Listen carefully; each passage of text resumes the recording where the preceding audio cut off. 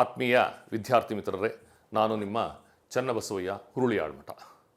ಕುರುಗೋಡಿನಲ್ಲಿರುವ ಸರ್ಕಾರಿ ಪ್ರಥಮ ದರ್ಜೆ ಕಾಲೇಜಿನ ಅರ್ಥಶಾಸ್ತ್ರ ವಿಭಾಗದಲ್ಲಿ ಸಹ ಪ್ರಾಧ್ಯಾಪಕನಾಗಿ ಕಾರ್ಯವನ್ನು ನಿರ್ವಹಿಸ್ತಾ ಇದ್ದೇನೆ. ಇಂದು ನಾನು ತಮ್ಮ ಮುಂದೆ ತಂದಿರತಕ್ಕಂತಹ ವಿಷಯ, ವಿದ್ಯಾರ್ಥಿ ಮಿತ್ರರೇ, ಸಾರ್ವಜನಿಕ ಸಾಲ ಎಂದರೇನು ಮತ್ತು ಅದರ ಮೂಲಗಳು ಯಾವುವು ಎಂತಕ್ಕಂಥದ್ದನ್ನು ವಿವರಿಸ್ತಕ್ಕಂತಹ ಪ್ರಯತ್ನವನ್ನು ಮಾಡ್ತೇನೆ. ವಿದ್ಯಾರ್ಥಿ ಮಿತ್ರರೇ, ನನ್ನ ಈ ಪ್ರಯತ್ನ ನಿಮಗೆ ಇಷ್ಟ ಆಯಿತು ಅಂತಂದರೆ ಲೈಕ್ ಮಾಡಿ, ಶೇರ್ ಮಾಡಿ ಮತ್ತು ನನ್ನ ಅರ್ಥಧಾರೆ ಚಾನಲ್ಗೆ, ಅರ್ಥದೀಪ ಚಾನಲ್ಗೆ ಸಬ್ಸ್ಕ್ರೈಬ್ ಮಾಡಿಕೊಳ್ಳಿ ವಿದ್ಯಾರ್ಥಿ ಮಿತ್ರರೇ.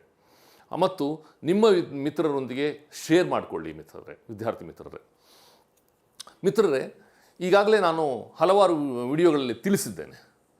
ಮುಂಗಡ ಪತ್ರದಲ್ಲಿ ಸುಮಾರು 3 ವಿಧಗಳನ್ನು ನಾವು ನೋಡ್ತೇವೆ.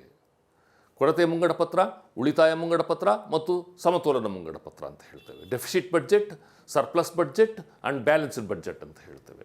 ಈಗಳಲ್ಲಿ ಕೊರತೆಯ ಮುಂಗಡ ಪತ್ರ ಅಂತ ಏನು ಕರಿತೇವಲ್ಲ, ಅಲ್ಲಿ ಆದಾಯ ಕಡಿಮೆ ಇದ್ದು ಸರ್ಕಾರದ ವೆಚ್ಚಗಳು ಹೆಚ್ಚಾಗ್ತಾ ಇದ್ದಾವೆ. ಇಂದಿನ ದಿನಗಳಲ್ಲಿ ಸಾರ್ವಜನಿಕ ವೆಚ್ಚ ಹೆಚ್ಚಾಗ್ತಲೇ ಇರ್ತದೆ.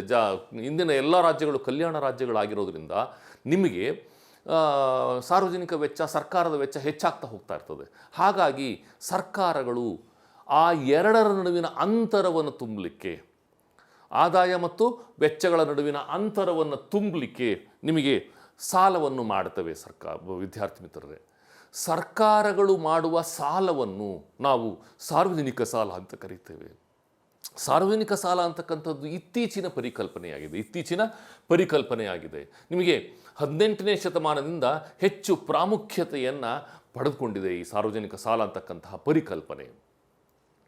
ಈಗ ಆದಾಯ ಕಡಿಮೆ ಇದೆ, ವೆಚ್ಚ ಹೆಚ್ಚಾಗಿದೆ. ಅಂತಹ ಸಮಯದಲ್ಲಿ ಏನು ಮಾಡ್ತೇವೆ, ಸರ್ಕಾರ ಏನು ಮಾಡ್ತದಪ್ಪ ಅಂತಂದರೆ ಸಾಲಗಳನ್ನು ತೆಗೆದುಕೊಳ್ತದೆ. ಸಾಲಗಳನ್ನು ಮುಖ್ಯವಾಗಿ ನಾವು 2 ವಿಭಾಗಗಳನ್ನಾಗಿ ವಿಂಗಡಣೆ ಮಾಡ್ತೇವೆ. ಆಂತರಿಕ ಮೂಲಗಳು ಮತ್ತು ಬಾಹ್ಯ ಮೂಲಗಳು ಅಂತ ಹೇಳ್ತೇವೆ. ನಾನು ಒಂದೊಂದಾಗಿ ನಿಮಗೆ ಎಕ್ಸ್ಪ್ಲೇನ್ ಮಾಡ್ತಕ್ಕಂತಹ ಪ್ರಯತ್ನವನ್ನು ಮಾಡ್ತೇನೆ ವಿದ್ಯಾರ್ಥಿ ಮಿತ್ರರೇ. ಆಂತರಿಕ ಮೂಲಗಳು ಹೆಸರೇ ಹೇಳ್ತವೆ, ದೇಶದ ಒಳಗೆ ಸರ್ಕಾರ ತೆಗೆದುಕೊಳ್ತಕ್ಕಂತಹ ಸಾಲಗಳು. ಇನ್ನೊಂದು ಸಾರಿ ಹೇಳ್ತೇನೆ ವಿದ್ಯಾರ್ಥಿ ಮಿತ್ರರೇ, ಸಾರ್ವಜನಿಕ ಸಾಲ ಅಂತ ಅಂದರೆ ಸರ್ಕಾರಗಳು ತಮ್ಮ ಆದಾಯ ಮತ್ತು ವೆಚ್ಚಗಳ ನಡುವಿನ ಅಂತರವನ್ನು ತುಂಬಿಸಲು ಮಾಡ್ತಕ್ಕಂತಹ ಸಾಲಗಳನ್ನು ಸಾರ್ವಜನಿಕ ಸಾಲ ಅಂತ ಕರಿತೇವೆ. ಇಲ್ಲಿ ಸಾರ್ವಜನಿಕ ಅಂತಂದರೆ ಸರ್ಕಾರ ಅಂತ ಹೇಳ್ತೇವೆ. ಯಾವ ಸರ್ಕಾರ? ಅದು ಕೇಂದ್ರ ಸರ್ಕಾರ ಆಗಿರ್ಬೋದು, ರಾಜ್ಯ ಸರ್ಕಾರ ಆಗಿರ್ಬೋದು, ಅಥವಾ ಸ್ಥಳೀಯ ಸಂಸ್ಥೆಗಳಾಗಿ ಎಲ್ಲವನ್ನೂ ಕೂಡ ನಾವು ಸರ್ಕಾರ ಅಂತ ಕರಿತೇವೆ. ಸರ್ಕಾರಗಳು ಆದಾಯ ಮತ್ತು ವೆಚ್ಚಗಳ ನಡುವಿನ ಅಂತರವನ್ನು ತುಂಬಲು ಮಾಡ್ತಕ್ಕಂತಹ ಸಾಲವನ್ನು ನಾವು ಸಾರ್ವಜನಿಕ ಸಾಲ ಅಂತ ಕರಿತೇವೆ ವಿದ್ಯಾರ್ಥಿ ಮಿತ್ರರೇ. ನಾನು ಈಗಾಗಲೇ ತಿಳಿಸಿದಂತೆ ಸಾರ್ವಜನಿಕ ಸಾಲವನ್ನು 2 ಮೂಲಗಳಿಂದ ಪಡ್ಕೊಳ್ತೇವೆ, ಆಂತರಿಕ ಮೂಲಗಳು ಮತ್ತು ಬಾಹ್ಯ ಮೂಲಗಳು. ಆಂತರಿಕ ಮೂಲಗಳು ಅಂತಂದು ದೇಶದ ಒಳಗೆ ಸರ್ಕಾರ ಮಾಡ್ತಕ್ಕಂತಹ ಸಾಲವನ್ನು, ದೇಶದ ಒಳಗೆ ಸರ್ಕಾರ ತೆಗೆದುಕೊಳ್ತಕ್ಕಂತಹ ಸಾಲಗಳನ್ನು ನಾವು ಏನಂತ ಕರಿತೇವೆ? ಆಂತರಿಕ ಸಾಲಗಳು ಅಂತಂದು ನಾವು ಕರಿತೇವೆ ವಿದ್ಯಾರ್ಥಿ ಮಿತ್ರರೇ. ಆಂತರಿಕ ಸಾಲಗಳಲ್ಲಿ ಪ್ರಮುಖವಾಗಿ 5 ಮೂಲಗಳನ್ನು ಕಾಣ್ತೇವೆ ವಿದ್ಯಾರ್ಥಿ ಮಿತ್ರರೇ. ಯಾವ್ಯಾವು ಒಂದೊಂದಾಗಿ ನಾನು ತಿಳಿಸಿಕೊಡ್ತಕ್ಕಂತಹ ಪ್ರಯತ್ನವನ್ನು ಮಾಡ್ತೇನೆ ವಿದ್ಯಾರ್ಥಿ. ಮಾರುಕಟ್ಟೆಯ ಸಾಲಗಳು, ಹೆಸರೇ ಹೇಳ್ತದೆ ಮಾರುಕಟ್ಟೆಯ ಸಾಲಗಳು. ಸರ್ಕಾರ ತನ್ನ ಭದ್ರತಾ ಪತ್ರಗಳನ್ನು, ಬಾಂಡ್ಗಳನ್ನು ಮುಕ್ತ ಮಾರುಕಟ್ಟೆಯಲ್ಲಿ ಮಾರಾಟ ಮಾಡ್ತಕ್ಕಂಥ ಕೆಲಸವನ್ನು ಮಾಡ್ತದೆ ವಿದ್ಯಾರ್ಥಿ ಮಿತ್ರರೇ. ಅಂದರೆ ಮುಕ್ತ ಮಾರುಕಟ್ಟೆಯಲ್ಲಿ ಮಾರಾಟ ಮಾಡಿ ಸಾರ್ವಜನಿಕರಿಗೆ ಮಾರಾಟ ಮಾಡ್ತದೆ, ವಾಣಿಜ್ಯ ಬ್ಯಾಂಕ್ಗಳಿಗೆ ಮಾರಾಟ ಮಾಡ್ತಾರೆ, ಇತರೆ ನಾನ್ ಬ್ಯಾಂಕ್ ಫಿನಾನ್ಷಿಯಲ್ ಇನ್ಸ್ಟಿಟ್ಯೂಷನ್ಸ್ ಅಂತ ಕರೀತೇವೆ, ಬ್ಯಾಂಕೇತರ ಹಣಕಾಸು ಮಧ್ಯವರ್ತಿಗಳು ಅಂತ ಹೇಳ್ತೇವೆ, ಅವರಿಗೆ ಮಾರಾಟ ಮಾಡ್ತದೆ. ಮಾರಾಟ ಮಾಡಿ ಅದರ ಮೂಲಕ ಹಣವನ್ನು ಸಂಗ್ರಹಿಸ್ತಕ್ಕಂಥ, ಸಾಲವನ್ನು ಮಾಡ್ತಕ್ಕಂಥ ಕೆಲಸವನ್ನು ಮಾಡ್ತದೆ ವಿದ್ಯಾರ್ಥಿ ಮಿತ್ರರೇ. ಇದು ಯಾಕಪ್ಪ ಮಾರುಕಟ್ಟೆಯ ಸಾಲಗಳು ಬಹು ಜನಪ್ರಿಯವಾಗಿವೆ ಅಂತಂದರೆ, ಬಹಳ ಸುರಕ್ಷಿತವಾಗಿರ್ತಕ್ಕಂತಹ ಹೂಡಿಕೆಯಾಗಿದೆ. ಸಾರ್ವಜನಿಕರಿಗೆ ಆಗಿರ್ಬೋದು, ವಾಣಿಜ್ಯ ಬ್ಯಾಂಕ್ಗಳಿಗೆ ಆಗಿರ್ಬೋದು, ಅಥವಾ ಹಣಕಾಸು ಮಧ್ಯವರ್ತಿಗಳಿಗೆ ಆಗಿರ್ಬೋದು, ಬಹಳ ಸುರಕ್ಷಿತವಾಗಿರ್ತಕ್ಕಂತಹ ಹೂಡಿಕೆಯಾಗಿದೆ ಮತ್ತು ನಿಗದಿತ ಆದಾಯವನ್ನು ತಂದುಕೊಡ್ತಕ್ಕಂತಹ ಹೂಡಿಕೆಯಾಗಿದೆ. ಹಾಗಾಗಿ ಸರ್ಕಾರಕ್ಕೆ ನಿಮಗೆ ಸಾರ್ವಜನಿಕರು ಸಾಲವನ್ನು ಕೊಡ್ತಾರೆ, ವಾಣಿಜ್ಯ ಬ್ಯಾಂಕ್ಗಳು ಸಾಲವನ್ನು ಕೊಡ್ತವೆ ಮತ್ತು ಇತರೆ ಹಣಕಾಸಿನ ಸಂಸ್ಥೆಗಳು ಸಾಲವನ್ನು ಕೊಡ್ತವೆ ವಿದ್ಯಾರ್ಥಿ ಮಿತ್ರರೇ. ಆಮೇಲೆ ಇವೆಲ್ಲವೂ ಕೂಡ ಸರ್ಕಾರಕ್ಕೆ ಅತ್ಯಗತ್ಯವಾಗಿದೆ. ಮೂಲಸೌಕರ್ಯಗಳ ನಿರ್ಮಾಣಕ್ಕೆ, ಆನಂತರ ಬಡತನ ನಿರ್ಮೂಲನೆಗೆ, ಯೋಗಕ್ಷೇಮ ಯೋಜನೆಗಳಿಗಿನ್ನ ಜಾರಿ ತರಲಿಕ್ಕೆ ಸಾಕಷ್ಟು ಹಣ ಬೇಕಾಗ್ತದೆ. ಅಂತಹ ಸಮಯದಲ್ಲಿ ಸರ್ಕಾರಗಳೇನು ಮಾಡ್ತವೆ? ಮುಕ್ತ ಮಾರುಕಟ್ಟೆಯಲ್ಲಿ ಸಾಲಗಳನ್ನು ತೆಗೆದುಕೊಳ್ತವೆ ವಿದ್ಯಾರ್ಥಿ ಮಿತ್ರರೇ. 2ನೇ ಮೂಲ ಖಜಾನೆ ಬಿಲ್ಲುಗಳು, ಟ್ರೆಷರಿ ಬಿಲ್ಸ್ ಅಂತ ಹೇಳ್ತೇವೆ. ಸಾಮಾನ್ಯವಾಗಿ ಅಲ್ಪಾವಧಿಯ ಅಗತ್ಯತೆಗಳಿಗೆ ಅನುಗುಣವಾಗಿ ಸರ್ಕಾರಗಳು ಸಾಲವನ್ನು ತೆಗೆದುಕೊಳ್ತವೆ. ಅಲ್ಪಾವಧಿ ಅಂತಂದರೆ 1 ವರ್ಷದ ಒಳಗಿರ್ತಕ್ಕಂತಹ ಅವಧಿಯನ್ನು ನಾವು ಅಲ್ಪಾವಧಿ ಅಂತ ಕರಿತೇವೆ. ಅದು ಸಾಮಾನ್ಯವಾಗಿ 91 ದಿನ ಇರಬಹುದು, ಅಥವಾ 182 ದಿನ ಇರಬಹುದು, ಅಥವಾ 364 ದಿನ ಇರಬಹುದು. ನಾವು ಈ ರೀತಿಯ 91, 32, 182, 364 ದಿನಗಳಿಗೆ ನಿಮಗೆ ಸಾಲವನ್ನು ತೆಗೆದುಕೊಳ್ತೇವೆ, ಟ್ರೆಜರಿ ಬಿಲ್ಗಳನ್ನು ತೆಗೆದುಕೊಳ್ತೇವೆ. ಸರ್ಕಾರ ಅಲ್ಪಾವಧಿ ಸಾಲವನ್ನು ಒದಗಿಸ್ತವೆ. ಅಂದರೆ ಈ ಸಾಲಗಳನ್ನು ಸರ್ಕಾರ ಬಡ್ಡಿ ಕೊಡೋದಿಲ್ಲ. ಈ ಸಾಲಗಳಿಗೆ, ಟ್ರೆಜರಿ ಬಿಲ್ಗಳಿಗೆ ಸರ್ಕಾರ ಬಡ್ಡಿಯನ್ನು ಕೊಡೋದಿಲ್ಲ. ಏನು ಮಾಡ್ತದೆ ಅಂತಂದರೆ, ಟ್ರೆಜರಿ ಬಿಲ್ಲುಗಳನ್ನು ಸೋಡಿ ದರದಲ್ಲಿ, ರಿಯಾಯಿತಿ ದರದಲ್ಲಿ ಮಾರಾಟ ಮಾಡ್ತಕ್ಕಂಥ ಕೆಲಸವನ್ನು ಮಾಡ್ತದೆ ವಿದ್ಯಾರ್ಥಿ ಮಿತ್ರರೇ. 91 ದಿವಸದಿರ್ಬೋದು, 182 ದಿವಸದಿರ್ಬೋದು, 360 ಮೆಚುರಿಟಿ ಡೇಟ್ ಅಂತ ಹೇಳ್ತೇವೆ. ಮೆಚುರಿಟಿ ಅವಧಿ ಅಂತ ಹೇಳ್ತೇವೆ. ಆ ಅವಧಿಗೆ 100 ರೂಪಾಯಿ ಮುಖಬೆಲೆಯ ಟ್ರೆಜರಿ ಬಿಲ್ಲನ್ನು 95 ರೂಪಾಯಿಗೋ 96 ರೂಪಾಯಿಗೋ ಮಾರಿಬಿಡ್ತದೆ. ನಿಮಗೆ ಮೆಚುರಿಟಿಯ ಅವಧಿಯಲ್ಲಿ, ಮೆಚುರಿಟಿಯ ಕೊನೆಗೆ ಆ ಹಣವನ್ನು 100 ರೂಪಾಯಿಯನ್ನು ಪಾವತಿ ಮಾಡ್ತಕ್ಕಂಥ ಕೆಲಸವನ್ನು ಸರ್ಕಾರ ಮಾಡ್ತದೆ ವಿದ್ಯಾರ್ಥಿ ಮಿತ್ರರೇ. ಅಂದರೆ ಅಲ್ಪಾವಧಿಯ ಅಗತ್ಯತೆಗಳಿಗೆ ಅನುಗುಣವಾಗಿ ಈ ಸಾಲಗಳನ್ನು, ಖಜಾನೆ ಬಿಲ್ಲುಗಳನ್ನು ಮಾರಾಟ ಮಾಡ್ತಕ್ಕಂಥ ಕೆಲಸವನ್ನು ಸರ್ಕಾರ ಮಾಡ್ತದೆ ವಿದ್ಯಾರ್ಥಿ ಮಿತ್ರರೇ. ಮತ್ತು ಮೂರನೇದಾಗಿ ಸಣ್ಣ ಉಳಿತಾಯ ಯೋಜನೆಗಳು, ಸ್ಮಾಲ್ ಸೇವಿಂಗ್ಸ್ ಸ್ಕೀಮ್ಸ್ ಅಂತ ಹೇಳ್ತೇವೆ. ಸಾಕಷ್ಟು ಸ್ಕೀಮ್ಗಳನ್ನು ಸರ್ಕಾರಗಳು ಜಾರಿಗೊಳಿಸಿದವೆ. ರಾಷ್ಟ್ರೀಯ ಉಳಿತಾಯ ಪತ್ರಗಳು ಅಂತ ಹೇಳ್ತೇವೆ. ರಾಷ್ಟ್ರೀಯ ಉಳಿತಾಯ ಪತ್ರಗಳು, national saving certificates, Kisan Vikas ಪತ್ರ, KVP ಅಂತ ಹೇಳ್ತೇವೆ, ಸುಕನ್ಯಾ ಸಮೃದ್ಧಿ ಯೋಜನೆ ಅಂತ ಹೇಳ್ತೇವೆ, SSY ಅಂತ ಹೇಳ್ತೇವೆ, ಹಿರಿಯ ನಾಗರಿಕರ ಉಳಿತಾಯ ಯೋಜನೆ SCSS ಅಂತ ಹೇಳ್ತೇವೆ, ಸೀನಿಯರ್ ಸಿಟಿಸನ್ ಸೇವಿಂಗ್ ಸ್ಕೀಮ್ಸ್ ಅಂತ ಹೇಳ್ತೇವೆ. ಆಮೇಲೆ ಅಂಚೆ ಕಚೇರಿಯ ಸಂಚಿತ ಠೇವಣಿಗಳು, ಫಿಕ್ಸೆಡ್ ಡೆಪಾಸಿಟ್ಗಳು, ಉಳಿತಾಯ ಠೇವಣಿಗಳು ಎಲ್ಲವೂ ಕೂಡ ನಿಮಗೆ ಸಣ್ಣ ಉಳಿತಾಯದಲ್ಲಿ ಬರ್ತವೆ. ಈ ಹಣದಿಂದ ಇದರಿಂದ ಬರ್ತಕ್ಕಂತಹ ಹಣವನ್ನು ಸರ್ಕಾರ ತನ್ನ ಬಳಕೆಗೆ ಸಾಲವನ್ನಾಗಿ ತೆಗೆದುಕೊಳ್ಳುತ್ತದೆ. ತನ್ನ ಉದ್ದೇಶಗಳಿಗೆ, ತಾನು ಜಾರಿಗೊಳಿಸ್ತಕ್ಕಂತಹ ಯೋಜನೆಗಳಿಗಾಗಿ ಇಲ್ಲಿಂದ ಸಾಲವನ್ನು ತೆಗೆದುಕೊಳ್ತದೆ ವಿದ್ಯಾರ್ಥಿ ಮಿತ್ರರೇ. ನಾಲ್ಕನೆಯದಾಗಿ ಭವಿಷ್ಯ ನಿಧಿ ಮತ್ತು ನಿವೃತ್ತಿ ವೇತನ ನಿಧಿಗಳು. ಹೆಸರೇ ಹೇಳ್ತದೆ, provident funds and pension funds ಅಂತ ಹೇಳ್ತೇವೆ. ಸಾಕಷ್ಟು ನಿಮಗೆ ನಿಧಿಗಳನ್ನು ಕಾಣ್ತೇವೆ. ಪಬ್ಲಿಕ್ ಪ್ರಾವಿಡೆಂಟ್ ಫಂಡ್, ಸಾರ್ವಜನಿಕ ಭವಿಷ್ಯ ನಿಧಿ ಅಂತ ಹೇಳ್ತೇವೆ. ಎಂಪ್ಲಾಯಿ ಪ್ರಾವಿಡೆಂಟ್ ಫಂಡ್, ಉದ್ಯೋಗಿ ಭವಿಷ್ಯ ನಿಧಿ ಅಂತ ಹೇಳ್ತೇವೆ. Government provident fund, general provident, ಸಾಮಾನ್ಯ ಭವಿಷ್ಯ ನಿಧಿ ಅಂತ ಹೇಳ್ತೇವೆ. ಆಮೇಲೆ ಇವೆಲ್ಲವುಗಳಿಂದಲೂ ಕೂಡ ಸರ್ಕಾರ ಸಾಲವನ್ನು ತೆಗೆದುಕೊಳ್ತದೆ.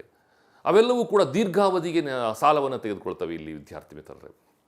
ಆನಂತರ ನಿವೃತ್ತಿ ವೇತನ ನಿಧಿಗಳು, ನಿಮಗೆ ಪೆನ್ಷನ್ ಫಂಡ್ ಅಥಾರಿಟೀಸ್ ಅಂತ ಹೇಳ್ತೇವೆ. ಪೆನ್ಷನ್ ಫಂಡ್ ಅಥಾರಿಟೀಸ್, ನಿವೃತ್ತಿ ವೇತನ ನಿಗಮಗಳು ಬರ್ತವೆ. ಅವುಗಳಿಂದಲೂ ಕೂಡ ಸಾಕಷ್ಟು ಪ್ರಮಾಣದ ಸಾಲವನ್ನು ತೆಗೆದುಕೊಳ್ತದೆ ವಿದ್ಯಾರ್ಥಿ ಮಿತ್ರರೇ.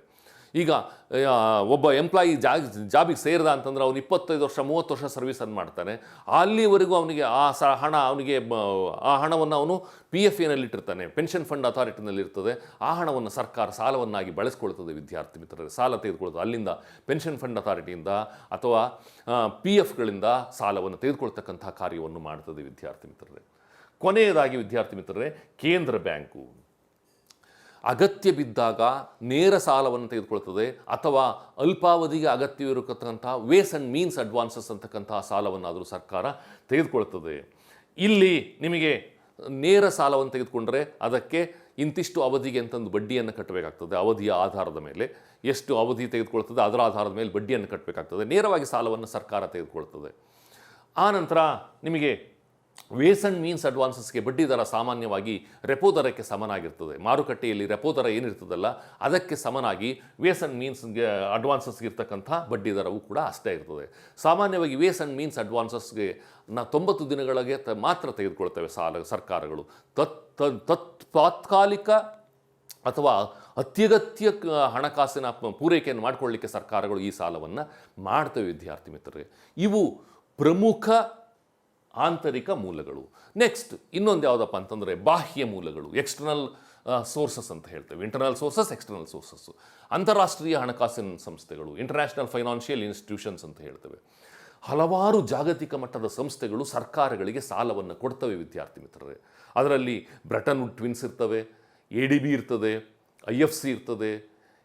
ಇವೆಲ್ಲವೂ ಕೂಡ ನಿಮಗೆ ಹಣಕಾಸನ್ನು ಸಾಲವನ್ನು ಪೂರೈಕೆ ಮಾಡ್ತಕ್ಕಂಥ ಕೆಲಸವನ್ನು ಮಾಡ್ತವೆ ವಿದ್ಯಾರ್ಥಿ ಮಿತ್ರರೇ. IMF ಮತ್ತು IBRDಗಳನ್ನು ಬ್ರೆಟನ್ ಟ್ವಿನ್ಸ್ ಅಂತ ಕರಿತೇವೆ. ಅಂತಾರಾಷ್ಟ್ರೀಯ ಹಣಕಾಸಿನ ನಿಧಿ ಮತ್ತು international bank for reconstruction and development ಅಂತ ಹೇಳ್ತೇವೆ. ವಿಶ್ವ ಬ್ಯಾಂಕಿಗೆ IBRD ಅಂತ ಹೇಳ್ತೇವೆ ವಿದ್ಯಾರ್ಥಿ ಮಿತ್ರರೇ. ಏಷ್ಯನ್ ಅಭಿವೃದ್ಧಿ ಬ್ಯಾಂಕು, ಇಂಟರ್ನ್ಯಾಷನಲ್ ಡೆವಲಪ್ಮೆಂಟ್ ಏಜೆನ್ಸಿ, ಅಂತಾರಾಷ್ಟ್ರೀಯ ಅಭಿವೃದ್ಧಿ ಏಜೆನ್ಸಿ, ಇವೆಲ್ಲವುಗಳಿಂದ ಮೂಲಸೌಕರ್ಯ ನಿರ್ಮಾಣಕ್ಕಾಗಿ, ಬಡತನ ನಿವಾರಣೆಗಾಗಿ, ಸಂದಾಯ ಬಾಕಿಯ ಸಮಸ್ಯೆಯನ್ನು ಪರಿಹರಿಸಿಕೊಳ್ಳಿಕ್ಕಾಗಿ ಸರ್ಕಾರಗಳು ಸಾಲವನ್ನು ತೆಗೆದುಕೊಳ್ತವೆ. ಇಲ್ಲಿಂದ ಸಾಲಗಳನ್ನು ತೆಗೆದುಕೊಂಡಾಗ ಸಾಮಾನ್ಯವಾಗಿ ಬರೀ ಸಾಲ ಸಿಗೋಲ್ಲ, ತಾಂತ್ರಿಕ ಸಹಾಯವೂ ಕೂಡ ಲಭ್ಯವಾಗ್ತದೆ ಸರ್ಕಾರಗಳಿಗೆ ವಿದ್ಯಾರ್ಥಿ ಮಿತ್ರರೇ. ನೆಕ್ಸ್ಟು ವಿದೇಶಿ ಸರ್ಕಾರಗಳು, ಫಾರಿನ್ ಗೌರ್ಮೆಂಟ್ಸಿಂದಲೂ ಕೂಡ ಸರ್ಕಾರಗಳು ಸಾಲವನ್ನು ತೆಗೆದುಕೊಳ್ತವೆ ವಿದ್ಯಾರ್ಥಿ ಮಿತ್ರರೇ. ಇಲ್ಲಿ ಸಾಮಾನ್ಯವಾಗಿ ವಿದೇಶಿ ಸರ್ಕಾರಗಳಿಂದ ಸಾಲವನ್ನು ತೆಗೆದುಕೊಳ್ಳುವಾಗ ದ್ವಿಪಕ್ಷೀಯ ಒಪ್ಪಂದಗಳ ಆಧಾರದ ಮೇಲೆ ಸಾಲವನ್ನು ತೆಗೆದುಕೊಳ್ಳುತ್ತಾಗ್ತದೆ. ಅಂದರೆ ಬೈಲ್ಯಾಟ್ರಲ್ ಅಗ್ರಿಮೆಂಟ್ಸ್ ಅಂತ ಹೇಳ್ತೇವೆ. ದ್ವಿಪಕ್ಷೀಯ ಸಾಲಗಳನ್ನು ಮಾಡಿ ಅದರ ಆಧಾರದ ಮೇಲೆ ಸಾಲವನ್ನು ತೆಗೆದುಕೊಳ್ತದೆ ವಿದ್ಯಾರ್ಥಿ ಮಿತ್ರರೇ. ಸಾಮಾನ್ಯವಾಗಿ ಈ ಸಾಲಗಳಿಗೆ ಬಡ್ಡಿ ದರ ಬಹಳಷ್ಟು ಕಡಿಮೆ ಇರ್ತದೆ ವಿದ್ಯಾರ್ಥಿ ಮಿತ್ರರೇ. ಅತಿ ಕಡಿಮೆ ಬಡ್ಡಿ ದರದಲ್ಲಿ ಸಾಲಗಳನ್ನು ತೆಗೆದುಕೊಳ್ತವೆ. ಈ ಸಾಲಗಳನ್ನು ಸರ್ಕಾರಗಳು ಸಾಮಾನ್ಯವಾಗಿ ಆರ್ಥಿಕ ಅಭಿವೃದ್ಧಿಯ ಯೋಜನೆಗಳಿಗೆ ಬಳಸ್ಕೊಳ್ತವೆ. ಕುಡಿಯುವ ನೀರಿನ ಪೂರೈಕೆ, ರಸ್ತೆ ನಿರ್ಮಾಣ, ಅಣೆಕಟ್ಟಿನ ಕಟ್ಟುವಿಕೆ, ಇವೆಲ್ಲವುಗಳಿಗೆ ಬಳಸ್ಕೊಳ್ತಕ್ಕಂಥ ಕಾರ್ಯವನ್ನು ಮಾಡ್ತವೆ ವಿದ್ಯಾರ್ಥಿ ಮಿತ್ರರೇ. ಲಾಸ್ಟ್ನೇದು ವಿದೇಶಿ ವಾಣಿಜ್ಯ ಸಾಲಗಳು, ಎಕ್ಸ್ಟರ್ನಲ್ ಕಮರ್ಷಿಯಲ್ ಬಾರೋಯಿಂಗ್ಸ್ ಅಂತ ಹೇಳ್ತೇವೆ. ವಿದ್ಯಾರ್ಥಿ ಮಿತ್ರರೇ, ನಿಮಗೆ ವಿದೇಶಿ ಬ್ಯಾಂಕುಗಳು, ಅಂತಾರಾಷ್ಟ್ರೀಯ ಬಂಡವಾಳ ಮಾರುಕಟ್ಟೆ, ಖಾಸಗಿ ಹೂಡಿಕೆದಾರರು ಅಥವಾ ಖಾಸಗಿ ಹೂಡಿಕೆಯ ಸಂಸ್ಥೆಗಳಿಂದ ಸರ್ಕಾರ ಸಾಲವನ್ನು ಪಡೀತದೆ. ಆದರೆ ಇಲ್ಲಿ ಬಹಳಷ್ಟು ಎಚ್ಚರಿಕೆಯನ್ನು ಸರ್ಕಾರಗಳು ವಹಿಸಬೇಕಾಗ್ತದೆ. ಯಾಕೆ ಅಂತಂದರೆ, ವಾಣಿಜ್ಯ ಬ್ಯಾಂಕ್ಗಳಿಂದ ನೀವು ಸಾಲವನ್ನು ತೆಗೆದುಕೊಂಡರೆ ಅಥವಾ ಹೂಡಿಕೆದಾರರಿಂದ ಸಾಲವನ್ನು ತೆಗೆದುಕೊಂಡರೆ, ಹೂಡಿಕೆಯನ್ನು ಮಾಡಿಸ್ಕೊಂಡ್ರೆ ನೀವು ಅತಿ ಹೆಚ್ಚಿನ ಬಡ್ಡಿ ದರವನ್ನು ಪಾವತಿ ಮಾಡಬೇಕಾಗ್ತದೆ ವಿದ್ಯಾರ್ಥಿ ಮಿತ್ರರೇ. ಬಡ್ಡಿ ದರ ಸಾಮಾನ್ಯವಾಗಿ ಇಲ್ಲಿ ಹೆಚ್ಚಿಗೆ ಇರ್ತದೆ. ಇವಿಷ್ಟು ಪ್ರಮುಖವಾದ ಸರ್ಕಾರದ ಸಾಲದ ಮೂಲಗಳಾಗಿದ್ದಾವೆ. These are the important main sources of public debt ಅಂತ ಹೇಳ್ತೇವೆ ವಿದ್ಯಾರ್ಥಿ ಮಿತ್ರರೇ. ನಿಮಗೆ ಸಾರ್ವಜನಿಕ ಸಾಲ ಆಧುನಿಕ ಸಾರ್ವಜನಿಕ ಹಣಕಾಸಿನ ಅವಿಭಾಜ್ಯ ಅಂಗ, ಇಂಡಿಸ್ಪೆನ್ಸಿಬಲ್ ಟೂಲ್ ಅಂತ ಹೇಳ್ತೇವೆ. ನಿಮಗೆ ಅವಿಭಾಜ್ಯ ಅಂಗವಾಗಿ ಪರಿವರ್ತನೆಯಾಗಿದೆ. ಆದರೆ ಈ ಸಾಲಗಳನ್ನು ಬಹಳ ಅತ್ಯುತ್ತಮವಾಗಿ ಬಳಕೆ ಮಾಡಬೇಕಾಗ್ತದೆ, ವಿವೇಕಪೂರ್ಣತೆಯಿಂದ ಬಳಸಬೇಕಾಗ್ತದೆ. ಇಲ್ಲ ಅಂದರೆ ಸಾಲದ ಸಿಲುಕಿ ದೇಶ ತೊಂದರೆಯನ್ನು ಅನುಭವಿಸಬೇಕಾಗ್ತದೆ. ನಿಮಗೆ ಈ ಸಾಲಗಳು ಆರ್ಥಿಕ ಅಭಿವೃದ್ಧಿಗೆ, ಹಣಕಾಸಿನ ಸ್ಥಿರತೆಗೆ, ಸಾರ್ವಜನಿಕ ಕಲ್ಯಾಣ ಸಾಧಿಸಲಿಕ್ಕೆ ಸರ್ಕಾರಗಳಿಗೆ ಸಾಕಷ್ಟು ಸಹಾಯವನ್ನು ಮಾಡ್ತವೆ ವಿದ್ಯಾರ್ಥಿ ಮಿತ್ರರೇ. ನನ್ನ ಈ ಪ್ರಯತ್ನ ನಿಮಗೆ ಇಷ್ಟ ಆಯಿತು ಅಂತಂದರೆ ನೀವು ಲೈಕ್ ಮಾಡಿ, ನನ್ನ ಚಾನಲ್ಗೆ ಸಬ್ಸ್ಕ್ರೈಬ್ ಮಾಡ್ಕೊಳ್ಳಿ ಮತ್ತು ನಿಮ್ಮ ಮಿತ್ರರೊಂದಿಗೆ ಶೇರ್ ಮಾಡ್ಕೊಳ್ಳಿ ವಿದ್ಯಾರ್ಥಿ ಮಿತ್ರರೇ. ನಮಸ್ಕಾರ, ಧನ್ಯವಾದಗಳು.